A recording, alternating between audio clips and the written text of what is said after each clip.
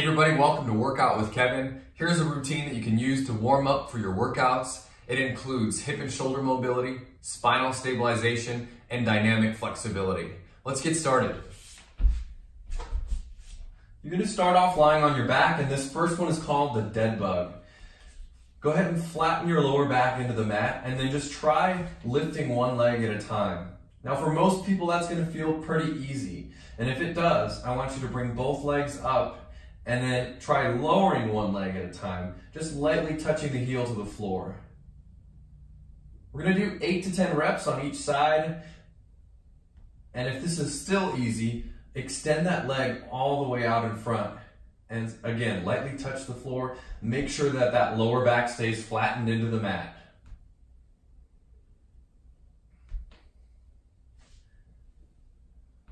So do your best to follow along with me today. And if any of the movements cause pain, you can try reducing the range of motion and see if you can keep it pain-free. And if that doesn't work, then just go ahead and skip that movement altogether. All right, the next one is called the bridge. We're gonna dig our heels and our elbows into the ground and then drive the hips up to the ceiling, squeeze the butt cheeks. Exhale for 5, 4, 3, 2, 1. Relax, inhale. We have 4 more of those. So ready, up, drive the hips, and 4, 4, 3, 2, 1. Good, remember, exhale on that countdown. Drive up, 3, 4, 3, 2, 1. Good, inhale, and drive. 2, 4, 3, 2, 1. And our last one here, ready, up, and 1, 4, 3, 2, 1. Very good. So you should really feel that squeeze in those glute muscles. Now we're going to bring our elbows all the way out as wide as they'll go and try rotating your hands down toward the floor. Now if you can't touch the floor, what I want you to do for today is 5 rotations trying to get as close to the floor as you can. And if you can get all the way down and rest your hands on the floor, we're going to do 5 slides out and back. Doing your best to keep the elbows and the backs of the hands resting on the floor the whole time.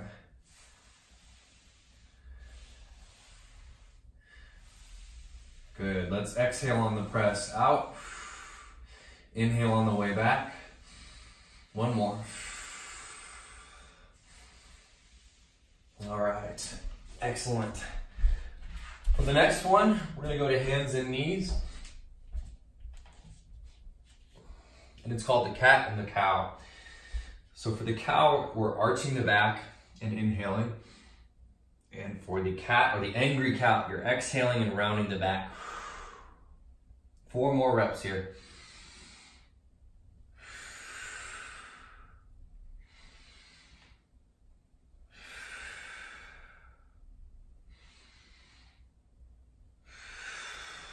Last one right here. And now you're going to find the midpoint between the cat and the cow, and that's your neutral spine. And I like to call this the tabletop position. So if you imagine that your back is a nice flat tabletop, let's now pretend that you're balancing a glass of water there.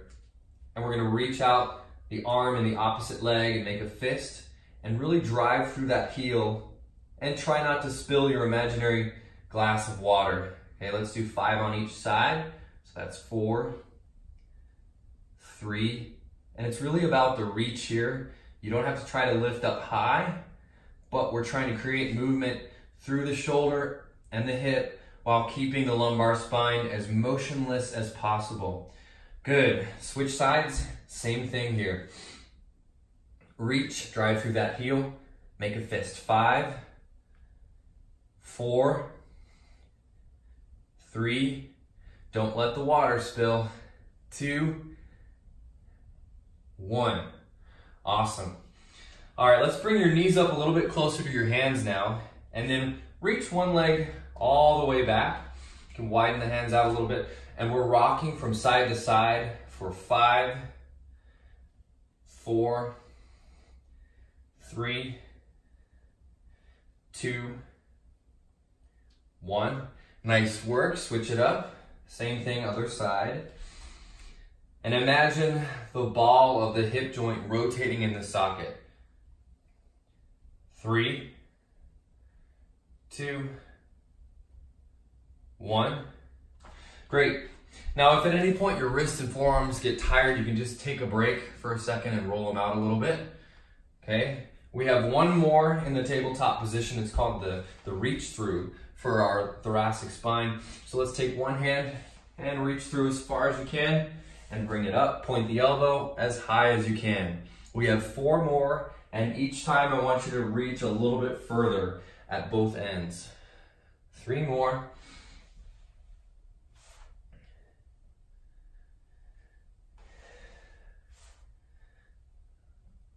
Last one on this side. Very good. Switch, reach through, and point the elbow. 5, 4, 3. Each time a little further. Last one right here. The next one is the reverse lunge. So standing nice and tall, let's put the hands on the hips and step back with one foot, dropping into that lunge position. And we're keeping the spine in a nice vertical position. Think of driving the top of your head to the sky. We'll do 5 reps on each side. And if you can't go very low on these, that's okay. Remember what I said, so keep it in a pain-free range of motion.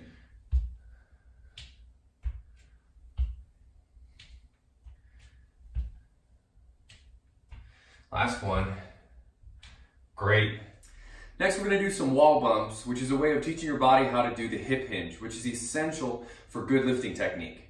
So with your feet about hip width apart, let's start off about 6 inches away from the wall. And imagine that you're giving yourself a karate chop right at the hip. So your body is going to bend and your butt touches the wall. Good. Scoot forward an inch. Same thing again.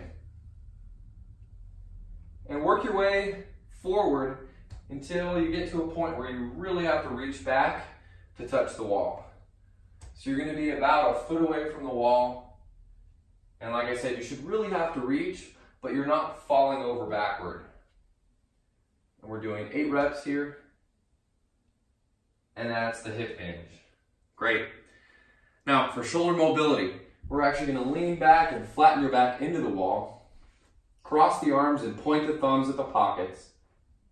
And now lift up and out and rotating back, pointing the thumbs into the wall. We'll do 8 reps total. If you need to make this a little bit easier, just go wider at the top. And if you want more of a challenge, go more narrow or higher at the top. So we have 4 more,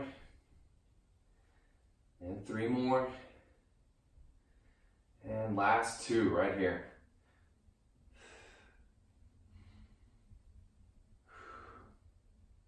Great.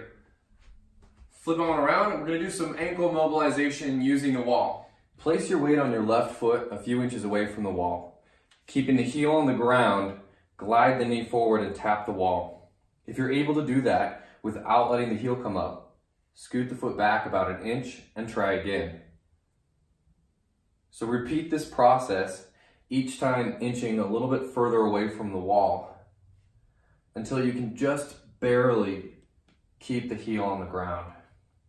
And then repeat a few more reps.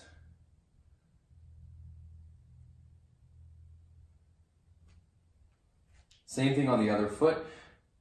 Starting off just a few inches away from the wall, glide, tap, and scoot back. Glide, tap, scoot back.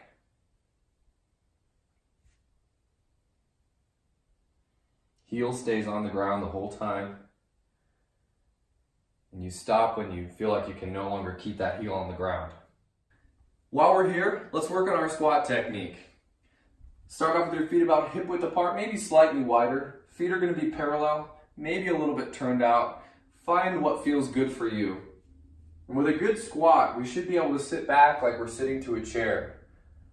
And our knees on this one shouldn't glide too far forward. Try scooting forward and do it again.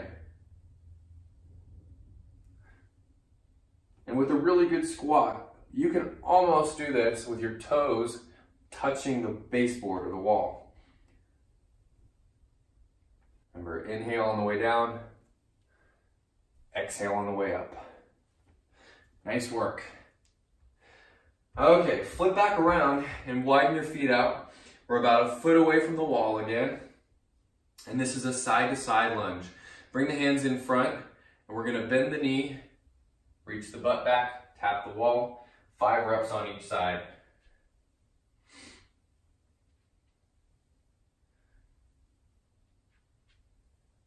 So as you can see, one leg bends, the other one stays straight.